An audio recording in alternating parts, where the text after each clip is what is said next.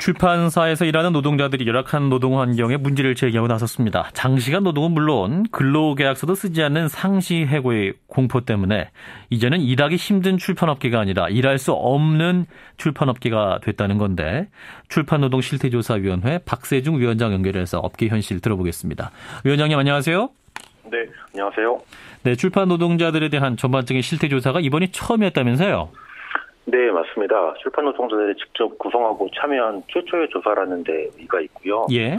매년 출판문화산업진흥원에서 출판산업 실태조사라는 걸 발표를 하고 있는데, 네. 이 노동 부분은 한두 페이지 분으로 현실을 제대로 드러내지 못하고 있고요. 예. 이번 출판노동 실태조사는 출판 노동자들의 생생한 목소리를 담는 쪽으로 그렇게 준비를 했습니다. 예. 자, 이제 공개된 노동 실태 내용을 보면 가장 눈에 띄는 게 이제 근로 형태는 대부분 정규직인데 상시 해고와 고용 불안 속에 일하고 있다는 내용이었어요. 정규직인데 네. 왜 고용 불안하고 상시 해고에 노출된 건가요? 아, 네. 말하기로 정규직이 아니라는 말을 많이 하고 있고요. 예. 매년 단군 일의 최대 불황이라는 말이 출판계에서는 공공연하게 있습니다. 예. 출판 산업의 위기가 예. 고스란히 출판 노동자들에게 전가되고 있는 그런 형태인 거고요. 예. 부당해고도 잦고 그렇기 때문에 사실상 해고를 하면서 권고사직이라는 형태로 사람을 자르는 경우가 비일비재하게 있습니다. 그리고 경영상의 사유로 해고를 하면서도 해고를 피하기 위한 어떤 자구책을 준비하지 않고 그냥 어려우니까 이월달까지만 나와라 이런 식으로 하는 이런 경우도 굉장히 많이 있고요. 실태조사 응답자들의 77% 정도가 가장 시급한 사업으로 부당해고와 같은 생존권 문제에 대응하는 것이라고 얘기를 했습니다. 예. 그리고 내용 보면 이제 의도적으로 근로기준법 사각지대를 만들고 있다는 내용도 있던데 어떤 내용인지 설명해 주실까요? 예, 그렇죠. 이게 아무래도 가장 고질적인 문제는 근로기준법 등 기본적인 노동법조차 지켜지지 않는 것이고요. 예. 근로계약서를 작성하고 교부받지 않는 비율이 34% 정도. 그리고 취업 규칙이 없거나 자유롭게 열람할 수 없는 것 같이 전반적으로 불법이 만연해 있고요. 그리고 말씀하신 것처럼 5인 미만 사업장에서는 노동법의 제약을 받지 않는 부분이 많이 있어서 예. 그렇기 때문에 더욱 불안한 처지에 놓이는 경우가 많이 있고요. 예, 심지어는 그렇군요. 권망을 피하기 위해서 5인 미만 사업장으로 만드는 경우도 왕왕 있다고 들었습니다. 예. 자, 실질적인 실태조사 하실 것 같은데요. 예. 그러니까 이제 의도적으로 5인 이하 사업장을 만들기도 하고 또 이제 네, 맞습니다. 구체적으로 어떤 보장된 권리를 무시당하고 있는 사례 어떤 게 있었습니까? 대표적으로는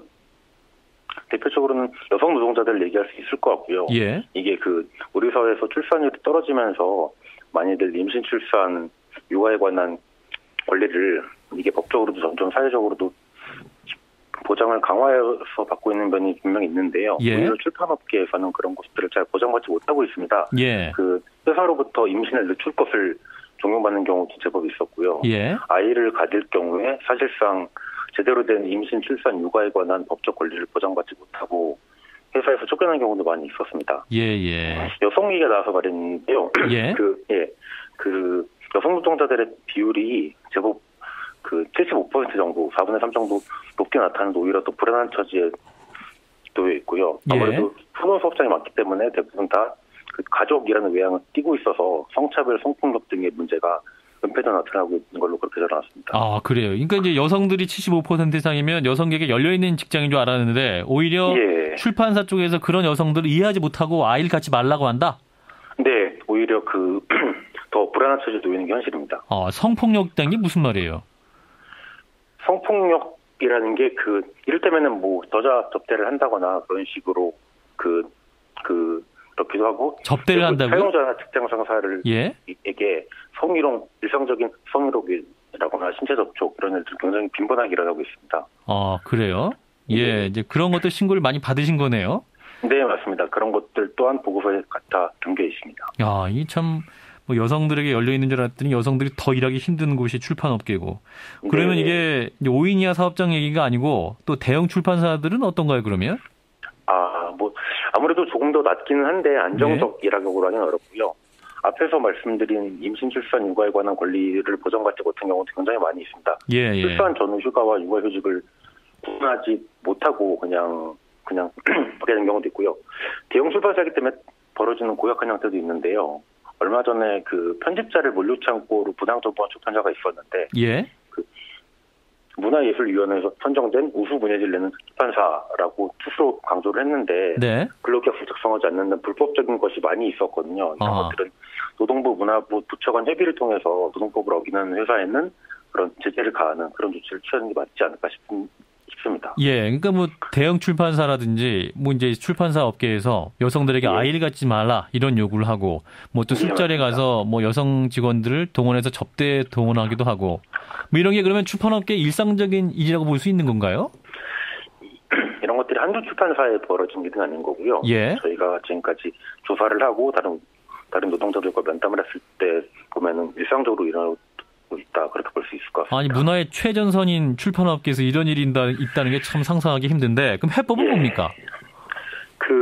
우선 생각할 때는 사용자들에 대한 이른바 사용자성을 명확하게 하는 게 중요하다고 생각합니다. 예. 출판업계에서는 권리에 대한 계약을 중요하게 생각을 하는데요. 예. 출판권이나 저작권에 관한 계약만 생각을 할 뿐이지 노동권에 대한 것은 생각을 경의하는 경향이 있습니다. 그래서 크게 두 가지 사업을 말씀드릴 수 있는데요. 첫 번째로는 출판산업 내 공동 단협을 만들어야 한다고 생각합니다. 예.